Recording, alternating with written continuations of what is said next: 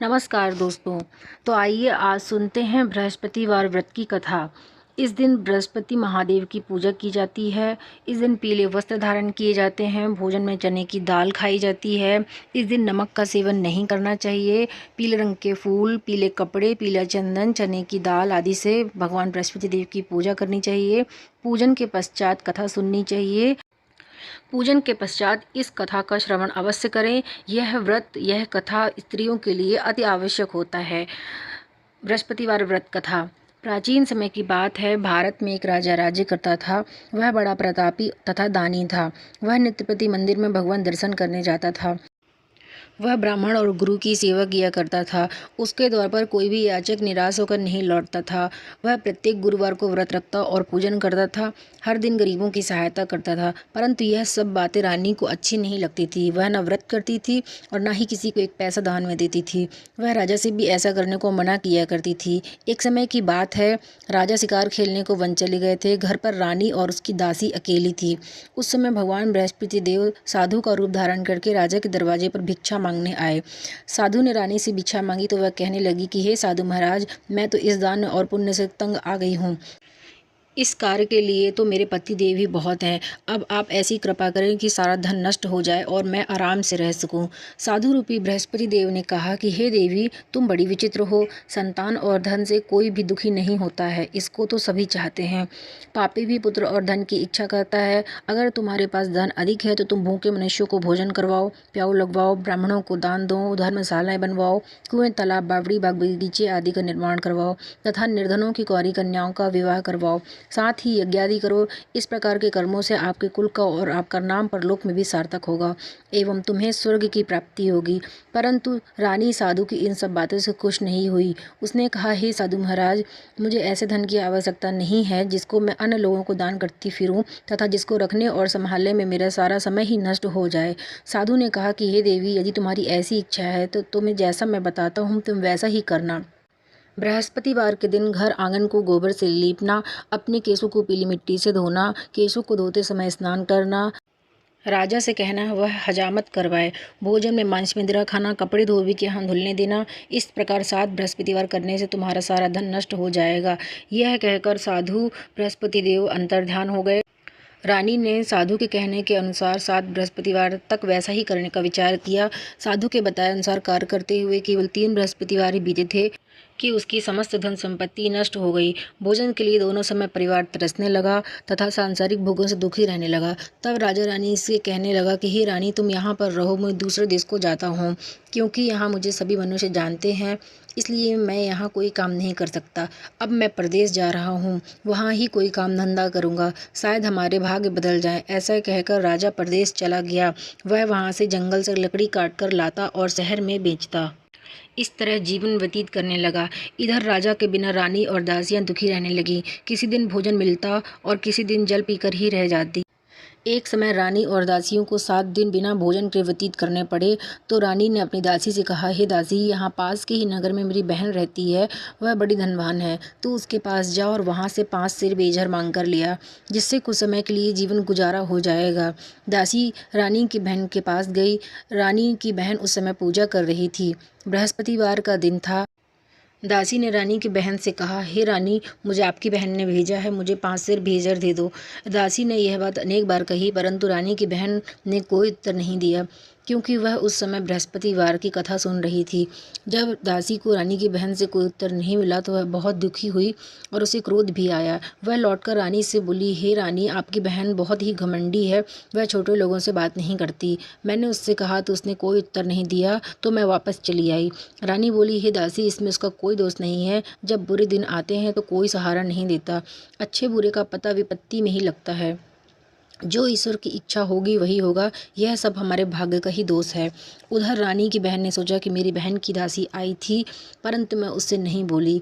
इससे वह बहुत दुखी हुई होगी। अतः कथा सुन और विष्णु भगवान का पूजन समाप्त कर वह अपने बहन के घर आई और कहने लगी कि हे बहन, मैं बृहस्पतिवार का व्रत कर रही थी। तुम्हारी दासी हमारे घर गई थी, परंतु जब तक कथा होती है जब तक हम लोग न उठते हैं और न ही बोलते हैं, इसलिए मैं नहीं बोली। कहो दासी क्यों गई थी? रानी बोली, बहन, हमारे घर अनाज नहीं था। वैसे तुमसे कोई बात छिपी नहीं है, इस कारण मैंने दासी को तुम्हारे पास 5 सेर बेझर लाने के लिए भेजा था। रानी की बहन बोली, बहन देखो, बृहस्पतिवार भगवान सबकी मनोकामना पूर्ण करते हैं। देखो, शायद तुम्हारे घर में अनाज रखा हो। यह सुनकर दासी घर के अंदर गई तो उसे एक घड़ा बेझर से भरा मिला। उसे बड़ी हैरानी हुई, क्योंकि उसने एक एक बर्तन देख लिया था। उसने बाहर आकर रानी को बताया। दासी अपनी रानी से कहने लगी कि ये रानी देखो, वैसे जब हमको अन्न नहीं मिलता था तो हम रोज ही व्रत करते थे। अगर इनसे व्रत की विधि और कथा पूछ ली जाए तो हम भी कर लिया करेंगे। दासी के कहने पर रानी ने अपनी बहन से बृहस्पतिवार व्रत के बारे में पूछा। उसकी बहन ने बताया, हे रानी बहन, बृहस्पतिवार को सूर्योदय को पूर्व उठकर स्नान करके बृहस्पतिवार का व्रत रखना चाहिए, लेकिन उस दिन सिर नहीं धोना चाहिए। बृहस्पतिवार के व्रत में चने की दाल और मुनक्कों से विष्णु भगवान का केले की वृक्ष की जड़ में पूजन करें और दीपक जलावें। इस दिन एक ही समय भोजन करें। भोजन पीले खाद्य पदार्थ का करें तथा कथा सुने। इस प्रकार करने से गुरु भगवान प्रसन्न होते हैं, अन्न पुत्र धन देते हैं। इस तरह व्रत और पूजन की विधि बताकर रानी की बहन अपने घर लौट गई। रानी और दासी दोनों ने निश्चय किया कि वे बृहस्पति देव भगवान का पूजन जरूर करेंगे। 7 दिन बाद जब बृहस्पतिवार आया तो उन्होंने व्रत रखा। घुड़साल में जाकर चना और गुड़ बीन लाई तथा उसकी दाल से केले की जड़ में विष्णु भगवान का पूजन किया। अब भोजन कहाँ से आए? दोनों बड़ी दुखी हुई, परंतु उन्होंने व्रत किया था, इस कारण बृहस्पति देव प्रसन्न थे। वे एक साधारण व्यक्ति के रूप में 2 थालों में सुंदर पीला भोजन लेकर आए और दासी को देकर बोले, हे दासी, यह भोजन तुम्हारे लिए है और रानी के लिए है, तुम दोनों करना। दासी भोजन पाकर बड़ी प्रसन्न हुई और रानी जी से बोली, रानी जी भोजन कर लो। रानी को भोजन कराने के बारे में कुछ पता नहीं था, इसलिए वह दासी से बोली, जब तू ही भोजन कर, तू ही व्यर्थ में हमारी हंसी उड़ाती है। दासी बोली, एक व्यक्ति अभी भोजन दे गया है। रानी कहने लगी, वह भोजन तेरे लिए दे गया है, तू ही भोजन कर। दासी ने कहा कि वह व्यक्ति हम दोनों के लिए 2 थालों में भोजन दे गया है, इसलिए मैं और आप दोनों साथ साथ ही भोजन करेंगे। फिर दोनों ने गुरु भगवान को नमस्कार कर भोजन प्रारंभ किया। उसके बाद से वे प्रत्येक बृहस्पतिवार को गुरु भगवान का व्रत और पूजन करने लगी। बृहस्पतिवार भगवान की कृपा से उनके पास धन हो गया, परंतु रानी फिर पहले की तरह आलस्य करने लगी। तब दासी बोली, देखो रानी, तुम पहले भी इसी प्रकार आलस्य करती थी, तुम्हें धन को रखने में कष्ट होता था, इसी कारण सभी धन नष्ट हो गया है। अब गुरु भगवान की कृपा से धन मिला है तो तुम्हें आलस्य होता है। बड़ी मुसीबतों के बाद हमने यह धन पाया है, इसलिए हमें दान पुण्य करना चाहिए।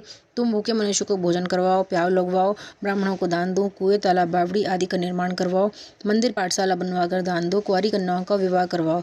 धन को शुभ कार्यों में खर्च करो, जिससे तुम्हारे कुल का यश बढ़े तथा स्वर्ग प्राप्त हो और पितृ भी प्रसन्न हो। दासी की बात मानकर रानी ने इसी प्रकार के कर्म करने प्रारंभ कर दिए, जिससे उनका काफ़ी यश फैलने लगा। एक दिन रानी और दासी आपस में विचार करने लगी कि ना जाने राजा किस दशा में होंगे, उनकी कोई खोज खबर नहीं है। गुरु भगवान से उन्होंने प्रार्थना की और भगवान ने रात्रि में राजा को स्वप्न में कहा कि हे राजा, उठ, तेरी रानी तुझको याद करती है, अब तू अपने देश लौट जा। राजा प्रातःकाल उठकर जंगल से लकड़ियाँ काट कर लाने के लिए जंगल की ओर चल पड़ा। जंगल से गुजरते हुए वो सोचने लगा कि रानी की गलती से उसे कितने दुख भोगने पड़े। राजपाट छोड़कर उसे जंगल में आकर रहना पड़ा। जंगल से लकड़ियां काटकर उन्हें बेचकर गुजारा करना पड़ा। उसी समय उस जंगल में बृहस्पति देव एक साधु का रूप धारण करके आए और राजा के पास आकर बोले, हे लकड़हारे, तुम इस सुनसान जंगल में किस चिंता में बैठे हो, मुझे बतलाओ। यह सुनकर राजा के नेत्रों में जल भर आया और साधु की वंदना कर बोले, हे प्रभु, आप तो सब कुछ जानने वाले हैं। इतना कहकर राजा ने साधु को अपनी संपूर्ण कहानी सुना दी। महात्मा तो स्वभाव से ही दयालु होते हैं और वे राजा से बोले, हे राजा, तुम्हारी पत्नी ने बृहस्पति देव के प्रति अपराध किया था, जिसके कारण तुम्हारी यह दशा हुई है। अब तुम किसी प्रकार की चिंता मत करो, भगवान तुम्हें पहले से अधिक धन देंगे।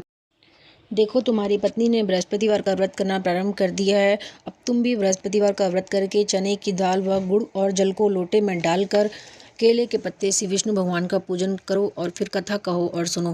भगवान तुम्हारी सब मनोकामनाओं को पूर्ण करेंगे। साधु को देखकर राजा बोले, हे प्रभु, मुझे लकड़ी बेचकर इतना पैसा नहीं बचता जिससे मैं भोजन के उपरांत कुछ बचा सकूं। मैंने रात्रि में अपनी रानी को व्याकुल देखा है। मेरे पास कोई साधन नहीं है जिससे मैं उसके समाचार जान सकूं। फिर मैं कौन सी कहानी कहूँ या सुनूं, मुझे तो कुछ मालूम ही नहीं है। साधु ने कहा कि हे राजा, तुम किसी प्रकार की चिंता मत करो। बृहस्पतिवार के दिन तुम रोजाना की तरह लकड़ियाँ लेकर शहर में जाओ। तुम्हें रोज से दोगुना धन प्राप्त होगा, जिससे तुम भली भांति भोजन कर लोगे तथा बृहस्पति देव की पूजा का सामान भी आ जाएगा। बृहस्पति देव की कथा इस प्रकार है। प्राचीन काल में एक बहुत ही निर्धन ब्राह्मण था। उसके कोई संतान नहीं थी। वह नित्य प्रति पूजा पाठ करता, परंतु उसकी स्त्री बहुत मलिनता के साथ रहती थी। वह न स्नान करती थी और न ही किसी देवता की पूजा करती थी। प्रातःकाल उठते ही सर्वप्रथम भोजन करती, बाद में कोई अन्य कार्य करती। ब्राह्मण देवता बहुत दुखी रहते थे। पत्नी को समझाते थे, परंतु उसका कोई परिणाम न निकलता। भगवान की अनुकंपा से एक समय उस ब्राह्मण की पत्नी गर्भवती हुई तथा 10वें महीने एक सुंदर कन्या को जन्म दिया। निर्धन ब्राह्मण कन्या के जन्म से बहुत दुखी हुआ। धीरे धीरे ब्राह्मण की कन्या बड़ी होने लगी। बचपन से उस कन्या की रुचि भगवान विष्णु की पूजा में थी। वह प्रातःकाल उठते ही स्नान आदि करके विष्णु भगवान की पूजा करने मंदिर में जाती थी। बृहस्पतिवार को व्रत करके विधिवत पूजा पाठ करती थी। पूजा पाठ के बाद वह पढ़ने के लिए पाठशाला में जाती थी। घर से चलते हुए वह एक मुट्ठी भर जौ लेकर जाती और पाठशाला के रास्ते में थोड़े थोड़े जौ गिराती जाती थी। जब वह पाठशाला से घर लौटती तो वह जौ के दाने सोने में बदले हुए मिलते थे। लड़की सभी सोने के दाने को बीन लाती। एक दिन जब वह सोने के दाने को साफ कर रही थी तो उसकी माँ ने कहा, बेटी, सोने के दानों को साफ करने के लिए सोने का सूप भी होना चाहिए। अगले दिन बृहस्पतिवार था। उसने भगवान बृहस्पति देव की पूजा करते हुए प्रार्थना की, यदि मैंने आपका व्रत विधिवत किया हो तो मुझे सोने का सूप दे दो। भगवान बृहस्पति देव ने उसकी मनोकामना पूरी करने का वचन दिया। पाठशाला से लौटते समय उसे रास्ते में सोने का सूप पड़ा मिला। घर लौटकर सोने का सूप अपनी माँ को दिखाकर वह सोने के दानों को साफ करने लगी। उसी समय नगर के राजकुमार उसके घर के पास से गुजरा। उस सुंदर लड़की को सोने के सूप में जौ साफ करते देख राजकुमार उस पर मोहित हो गया। महल में लौटकर राजकुमार ने राजा से उस लड़की से विवाह करने की इच्छा प्रकट की तो राजा ने ब्राह्मण को महल में बुलाकर राजकुमार से उस लड़की के विवाह की बात कही। ब्राह्मण तैयार हो गया। धूमधाम से उस लड़की का विवाह राजकुमार से हो गया। दुल्हन बनकर ब्राह्मण की लड़की महल में चली गई। लड़की के चले जाने से ब्राह्मण फिर निर्धन हो गया। उसे कई कई दिन तक भोजन नहीं मिलता था। बहुत दुखी होकर ब्राह्मण एक दिन अपनी लड़की के पास गया। अपने पिता से निर्धनता का समाचार सुनकर उसे बहुत सा धन देकर पिता को विदा किया। उस धन से ब्राह्मण के कुछ दिन तो आराम से गुजर गए, लेकिन जल्दी ही फिर भूखे मरने की हालात हो गए। ब्राह्मण अपनी लड़की से धन लेने के लिए फिर महल में पहुंचा। लड़की ने पिता की बुरी हालत देखकर कहा, पिताजी, आखिर आप मुझसे कब तक धन ले जाकर जीवन यापन करेंगे? आप कोई ऐसा उपाय क्यों नहीं करते जिससे आपका घर धन संपत्ति से भर जाए? ब्राह्मण ने कहा, मैंने तेरी माँ को बहुत समझा लिया, परंतु उसकी समझ में कुछ नहीं आता। उसका फूहड़पन नष्ट हो तो घर की निर्धनता भी दूर हो जाए। तब कुछ सोचकर लड़की ने पिता से कहा, पिताजी, आप कुछ दिनों के लिए माँ को मेरे पास छोड़ जाओ। तब ब्राह्मण अपनी पत्नी को लड़की के पास महल में छोड़ आया। लड़की ने अपनी माँ से कहा, माँ, तुम प्रातः कल उठकर स्नान आदि करके भगवान बृहस्पति देव की पूजा अवश्य करना। पूजा करने से तुम्हारी सारी निर्धनता अवश्य दूर हो जाएगी। लेकिन उसकी माँ ने उसकी कोई बात नहीं मानी। तब क्रोधित होकर लड़की ने अपनी माँ को एक कक्ष में बंद कर दिया। सूर्योदय के समय माँ को उठाकर जबरदस्ती उसे स्नान कराया। फिर मंदिर में ले जाकर भगवान बृहस्पति देव की पूजा कराई। कुछ दिनों तक ऐसा करने से माँ की बुद्धि में परिवर्तन हुआ और वह स्वयं बृहस्पतिवार का व्रत रखने लगी। उसके व्रत रखने से ब्राह्मण के घर में विष्णु भगवान की अनुकंपा से धन की वर्षा होने लगी। दोनों पति पत्नी धन संपत्ति पाकर आनंद पूर्वक जीवन यापन करते हुए विष्णु धाम को चले गए। लकड़हारा व राजा ने उस साधु से भगवान बृहस्पति देव की यह कथा सुनकर बृहस्पतिवार का व्रत करके विष्णु भगवान की पूजा की। उस दिन से उसके सभी क्लेश दूर हो गए। लेकिन अगले बृहस्पतिवार को कामकाज में अधिक व्यस्त रहने के कारण उसने भगवान बृहस्पति देव का व्रत नहीं किया। भगवान बृहस्पति देव लकड़हारे पर क्रोधित हुए और उसे भूल की सजा दी। उस दिन नगर के राजा ने नगर में घोषणा करके सबको सूचित किया कि प्रत्येक नागरिक मेरे महल में भोजन करने आएगा। जो नहीं आएगा उसे अपराधी मानकर भारी दंड दिया जाएगा। लकड़हारा बने राजा ने उस नगर के राजा की घोषणा तो सुनी, लेकिन जंगल में लकड़ी काटकर लाने और बेचने में देर हो जाने के कारण वह समय पर महल में भोजन करने नहीं आ सका। अतः राजा के सैनिक लकड़हारे को पकड़कर महल में ले गए। राजा ने उसे महल के एक कक्ष में बैठाकर भोजन कराया। उस कक्ष में एक खोटी पर रानी का सोने का हार लटका हुआ था। लकड़हारा अकेला उस कक्ष में भोजन कर रहा था। तभी उसने एक आश्चर्यजनक घटना घटती देखी। देखते ही देखते वह खोटी हार को निगल गई। थोड़ी देर बाद राजा ने हार को गायब देखा तो लकड़हारे को कारावास में डलवा दिया। लकड़हारा मन ही मन अपने भाग्य को कोसने लगा। तभी उसे जंगल में मिले हुए साधु का स्मरण हो आया। थोड़ी देर में भगवान बृहस्पति देव सन्यासियों का रूप धारण करके उसके सामने प्रकट हुए और कहा कि हे लकड़हारे, तूने भगवान बृहस्पति देव की पूजा नहीं की है, इसी कारण तुम्हें कष्ट हुआ है।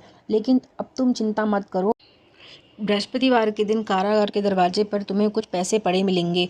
उन पैसे से भगवान बृहस्पति देव का व्रत करके उनकी पूजा करोगे तो तुम्हारे सारे दुख नष्ट हो जाएंगे। बृहस्पतिवार के दिन दरवाजे पर पड़े मिले पैसे से चने और गुड़ मंगाकर लकड़हारे ने बृहस्पतिवार की कथा कही तो भगवान बृहस्पति देव ने प्रसन्न होकर उस नगर के राजा को स्वप्न में लकड़हारे को कारागार से मुक्त करने को कहा। सुबह राजा ने अपने कक्ष में आकर देखा तो खूंटी पर रानी का हार टंगा हुआ था।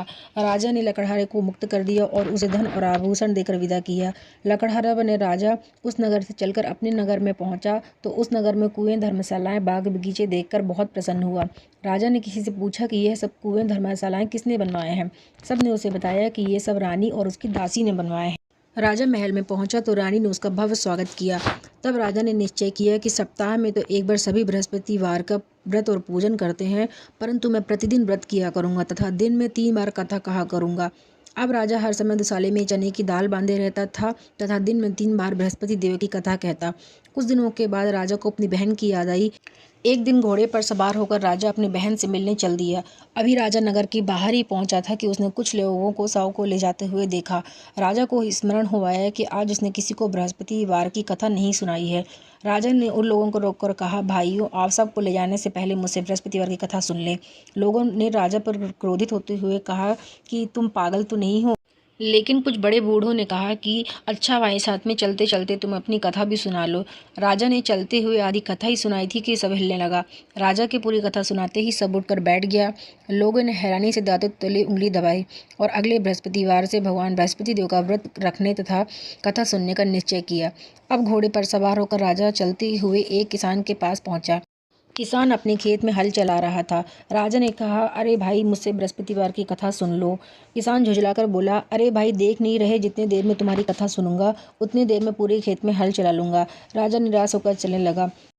तभी किसान के बैल लड़खड़ाकर जमीन में जा गिरे। किसान के पेट में भी जोरों का दर्द होने लगा। उस किसान की पत्नी जब खाना लेकर आई तो उसने किसान से इस बारे में पूछा। किसान ने घोड़सवार की पूरी कहानी सुनाई। किसान की पत्नी दौड़ती हुई राजा के पास पहुंचकर हाथ जोड़कर बोली, भैया, मैं तुम्हारी कथा सुनने को तैयार हूँ। राजा ने उसके साथ खेत पर पहुंचकर बृहस्पतिवार की कथा सुनाई।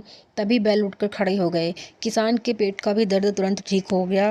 राजा अपनी बहन के घर पहुंचा तो उसकी बहुत आवभगत हुई। अगले दिन सुबह उठकर राजा ने देखा तो घर में सभी लोग भोजन कर रहे थे। किसी भूखे को बृहस्पतिवार की कथा सुनाए बिना राजा भोजन नहीं करता था। उसने बहन से कहा कि बहन, क्या घर में कोई ऐसा व्यक्ति है जिसने अभी तक भोजन न किया हो। उसकी बहन ने कहा, भैया, हमारे घर में तो क्या, पूरे नगर में ऐसा कोई व्यक्ति नहीं मिलेगा जिसने सुबह सुबह भोजन नहीं किया हो। तब राजा ने बहन के घर से निकलकर उस नगर में बिना भोजन किए हुए व्यक्ति की तलाश की। एक गरीड़िए के घर में उसका बेटा बीमार होने के कारण भूखा रह गया था। राजा ने उसको जाकर बृहस्पतिवार की कथा सुनाई। कथा सुनते सुनते गरीड़िए का बीमार बेटा बिल्कुल ठीक हो गया। सबने राजा की बहुत प्रशंसा की। एक दिन राजा ने अपनी बहन से कहा कि बहन, अब अपने घर जाना चाहते हैं, तुम भी वहाँ हमारे साथ चलो, कुछ दिन वहाँ रहकर लौट आना। राजा की बहन ने अपनी सास से पूछा तो सास ने ताने देते हुए कहा, बहू, मायके जाना तो अकेले जाना, मेरे पोतों को नहीं ले जाना। तुम्हारे भाई को कोई संतान नहीं है, कहीं तुम्हारी भाभी मेरे पोतों पर जादू टोना न कर दे। दूसरे कक्ष में बहन की सास की बातें सुनकर राजा दुखी मन से अकेला ही अपने नगर को लौट गया। रानी ने राजा से कहा कि आप तो अपनी बहन को साथ लाने की बात कहकर गए थे, फिर बहन को साथ क्यों नहीं लाए। तब राजा ने दुखी होते हुए कहा कि रानी, हमने संतान है, इसलिए हमारे घर कोई आना पसंद नहीं करता है। रानी ने राजा को समझाया कि हे प्राणनाथ, हमें बृहस्पति देव ने सब कुछ दिया है, अब भगवान बृहस्पति देव हमें संतान भी अवश्य देंगे। बृहस्पतिवार को विधिवत व्रत करते हुए राजा रानी ने भगवान बृहस्पति देव से संतान के लिए प्रार्थना की। कुछ दिनों के बाद उन्होंने सपने में दर्शन देते हुए कहा, हे राजन, तेरी मनोकामना अवश्य पूरी होगी। एक सप्ताह बाद रानी गर्भवती हो गई। 10वें महीने एक सुंदर पुत्र को जन्म दिया। राजा रानी जीवन पर्यंत बृहस्पतिवार का व्रत करते रहे। उनके घर में धन की वर्षा होती रही। इस तरह आनंदपूर्वक जीवन यापन करते हुए राजा रानी भगवान बृहस्पति देव की अनुकंपा से मोक्ष को प्राप्त करते हुए सीधे वैकुंठ धाम पहुँच गए। बृहस्पतिवार को विधिवत व्रत करके जो स्त्री पुरुष भगवान की पूजा करते हैं, भगवान उनकी सभी मनोकामनाएं पूर्ण करते हैं। इति श्री बृहस्पतिवार व्रत कथा। बोलो बृहस्पति देव भगवान की जय। दोस्तों, अगर आपको बृहस्पति देव की कथा पसंद आई हो तो आप मेरे इस वीडियो को लाइक करें, शेयर करें, मेरे चैनल को सब्सक्राइब करें और बेल आइकन को प्रेस करें, जिससे मेरे अगले आने वाली कथा कहानी की वीडियो के नोटिफिकेशन आप तक सबसे पहले पहुँचे। धन्यवाद।